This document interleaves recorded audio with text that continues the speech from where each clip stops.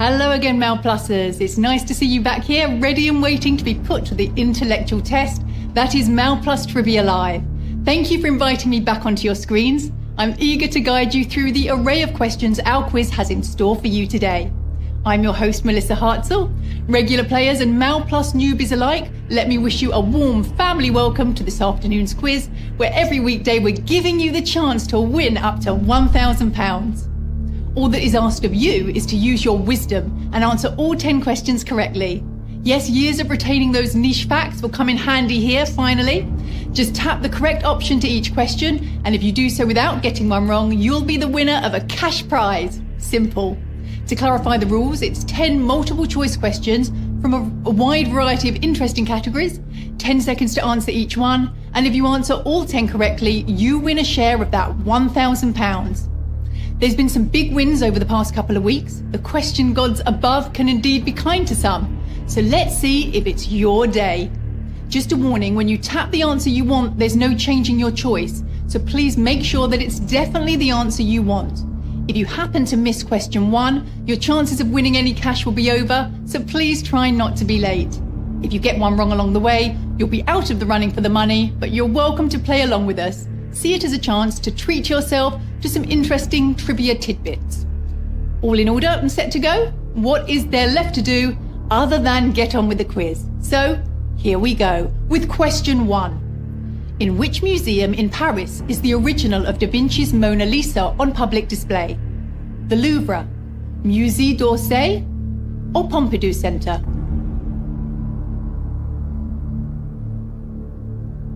Some claim the subject's lack of eyebrows is representative of high-class fashion of the time, while some believe they show that Mona Lisa is an unfinished work of Da Vinci.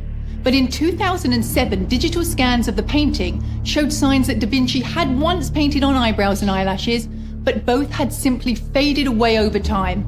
If you want to see for yourself, it's in the Louvre.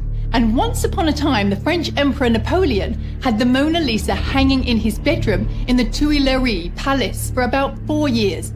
Quite the expensive home decor. On to question 2. Which of these is not an Old Testament book of the Bible? Job, Adverbs, or Lamentations? There are 39 books in the Old Testament and 66 in the Bible altogether. It's very much like its own little portable library. Adverbs, of course, isn't a book in the Bible. You might have got mixed up with the book of Proverbs. Did you know the word Bible means the scrolls or the books in Greece? Its meaning is derived from the ancient city of Byblos, which was the official supplier of paper products to the ancient world. 2 questions in, and some of you have already been eliminated. 2,760 of you still with us. Well done to you. The best is yet to come. Here's question 3. The airline Qantas is based in which Commonwealth country? New Zealand, Canada, or Australia? It's also the 3rd oldest airline in the world, and until recently held the record for the longest flight of over 17 hours, which has been beaten by Singapore Airlines' 8.5-hour flight from Singapore to Newark. With the design of a kangaroo on the rudders, you can probably guess that the answer is Australia. The 2nd oldest airline being Colombia's Avianca airline, and the oldest airline in the world is KLM in the Netherlands, whose first flight to Indonesia in 1924 took 2 weeks to complete, now only taking 15 hours. What a difference 100 years makes. A nice easy start as it's Friday. Now to take it up a notch. Here's question 4. Which electronics retailer has used the advertising slogan, "The last place you want to go"? Comet, Currys, or Dixons?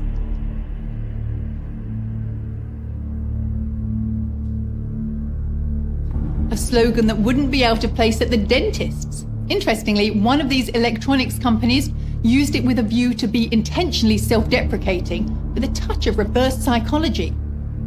Dixons were the experimental lot to try it out. The campaign was launched by advertising agency M&C Saatchi, and it was actually very clever. What it tried to do was invite customers to take advantage of the customer service at Harrods, Selfridges and John Lewis, and then buy the researched product online at Dixons. Genius. Speaking of geniuses, let's check up on who is a step closer to being crowned a quiz champion. Reginald, Richard 3, Sheila 0, Trivia King. You are certainly making your way there. Well done to 1,254 of you getting that one right. That's good. Let's see how you do with question number 5. Which was not a former name for Istanbul? Mikkelgarth, Caracalla, or Lygos?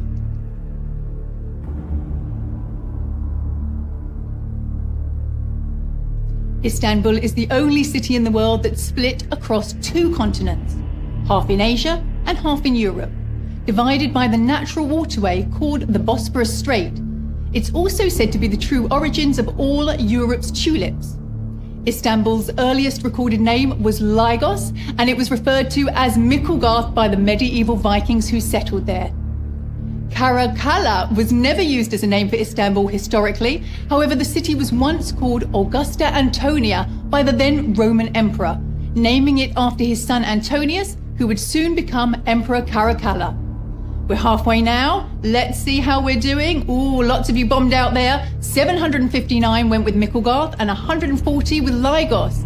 But 276 of you with Caracalla. Well done to Yvonne 0, Groundhog J, Player 5632. Stay strong. Let's see if you have it in you to go all the way with question 6. What unusual middle name did Elton John give himself when he legally changed his name in 1972? Hercules, Goliath, or Ulysses?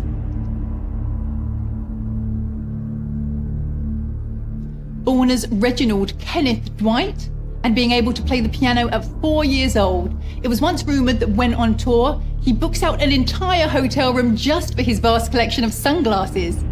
His official middle name is Hercules. He chose his name because of his love for blues musicians Elton Dean and Long John Baldry. His middle name Hercules wasn't after the hero of Greek mythology, but after the horse named Hercules in the sitcom Steptoe and Son. And 226 of you getting that one right, and moving on with us to question number 7. Which of these phrases has not been trademarked by celebrities? That's hot, this sick beat, or you're fired.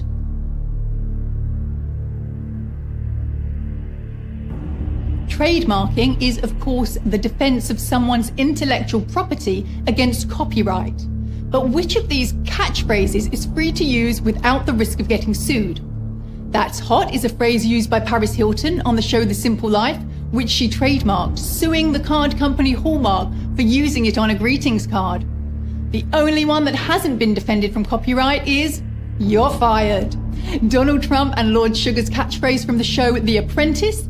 That's not to say Trump didn't try, but the application was rejected because it sounded too similar to an existing board name called You're Hired. So beware, if you want to print this sick beat on a t-shirt or mug, you'll have to ask for Taylor Swift's permission first. It shouldn't be too much trouble. She's only got 133 million followers on Instagram. I'm sure she'll get round to it. And swiftly on to question 8. Which of these British horse race courses does not have an all-weather track? Chepstow, Lingfield, or Wolverhampton?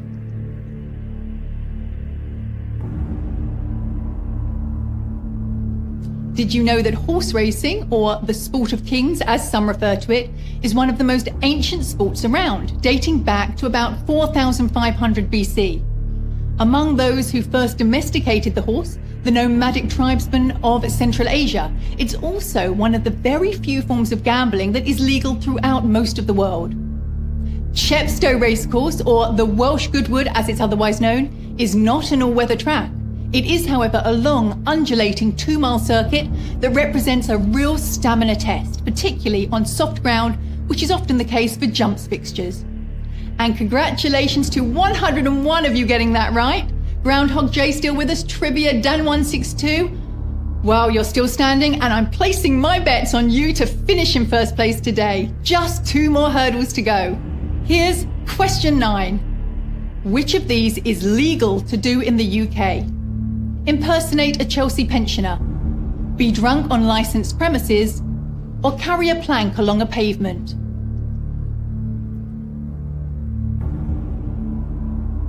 Some other bizarre laws that are still enforced to this day include it being illegal for an MP to wear a suit of armour in Parliament, and it being illegal to handle a salmon in suspicious circumstances.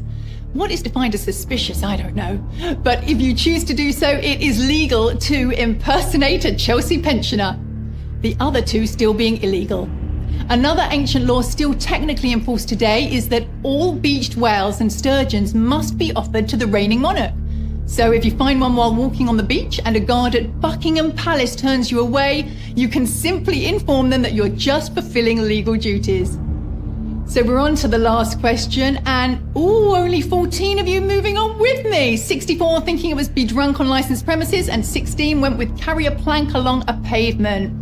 Well, 14 of you still clearly hot on streak, so let's unveil the final question. Question number 10.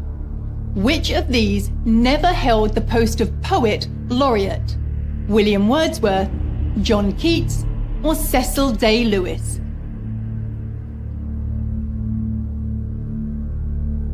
John Dryden was the first official poet laureate, anointed by King Charles II.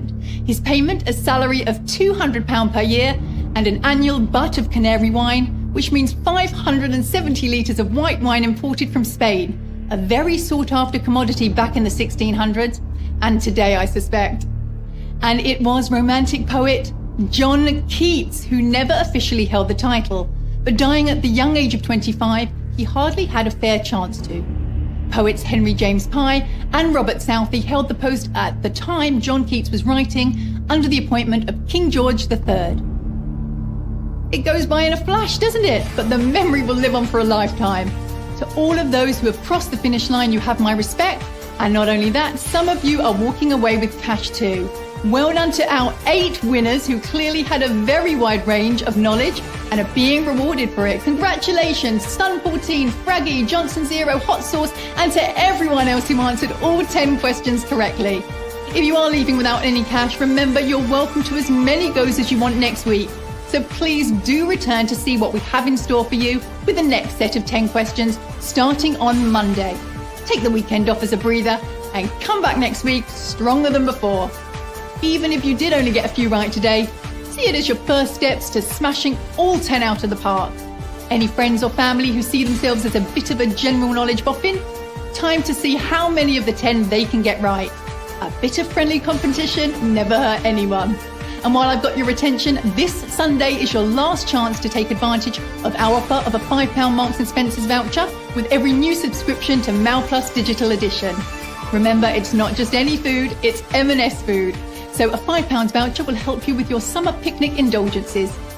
If some daily interactive crosswords and Sudoku is your thing, check out our website for more information. Thanks again for joining me today, and we look forward to you joining us again next week for another chance to win £1,000 on Mal Plus Trivia Live. Have a great weekend.